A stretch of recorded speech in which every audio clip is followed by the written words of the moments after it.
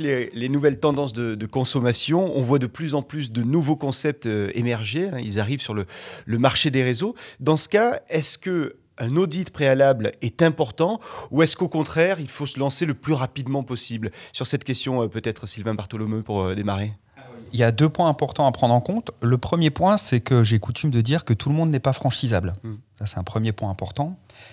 Le deuxième point important, c'est qu'en fait, franchiser, c'est faire un aller simple. Une fois que vous avez signé les premiers contrats, vous ne pouvez pas revenir en arrière et dire à vos franchisés, bon, finalement, je pense que j'ai fait une grosse connerie et il faudrait revenir en arrière et je vous libère. Ça ne fonctionne pas comme ça. Donc, en fait, on s'engage sur un aller simple. Quand on engage la franchise, on l'engage pleinement, mais tout le monde n'est pas franchisable.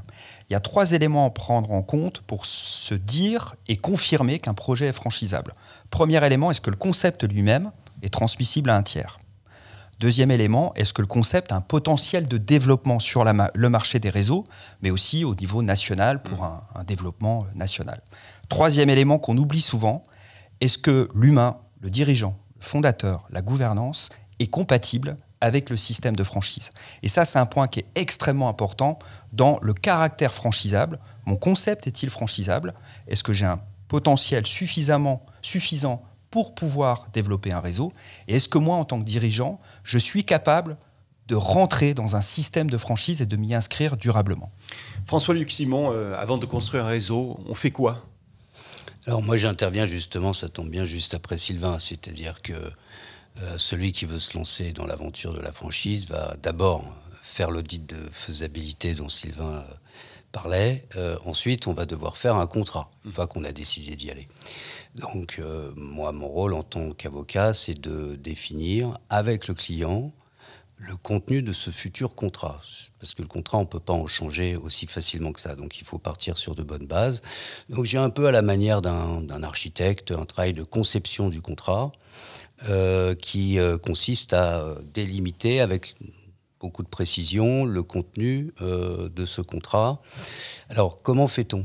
Eh bien, on fait nous aussi une sorte d'audit, c'est-à-dire qu'on remet chez Simon Associés un questionnaire d'environ 200 questions qui permet à l'équipe dirigeante, mais ça peut être les juristes, ça peut être les sources du développement, la direction, les actionnaires, de se poser le maximum de questions, parce que le plus important, c'est pas de trouver les réponses on les trouve toujours, c'est de se poser toutes les questions, les questions les plus importantes, d'inviter donc le futur franchiseur à un travail d'introspection à travers ce questionnaire. On débriefe ensuite et on arrive à définir chacune des réponses qui vont nous permettre à nous ensuite de bâtir le contrat en fonction des réponses apportées. C'est ce qui va nous permettre de faire un contrat qui est censé répondre à 4 qualités. Premièrement, épouser, respecter la stratégie du réseau. Deuxièmement, apporter une réponse rationnelle et équilibrée dans la répartition des droits et des obligations entre le franchiseur et le franchisé. Il faut faire des choses quand même équilibrées. Troisièmement, le contrat doit permettre facilement aux opérationnels d'exercer leur travail. Et quatrièmement, et enfin, il doit faciliter le développement du réseau. Lorraine Lemeur, sur l'aspect financier. Alors la planification financière, elle est cruciale, parce qu'avant toute expansion, il va falloir évaluer la viabilité économique grâce à un diagnostic. En analysant les coûts initiaux, les besoins en capitaux et les projections de rentabilité, on va pouvoir anticiper les défis financiers et surtout élaborer les stratégies pour les surmonter. Donc ce processus, il inclut une étude de marché pour comprendre la demande, étudier la concurrence et les spécificités qui sont locales.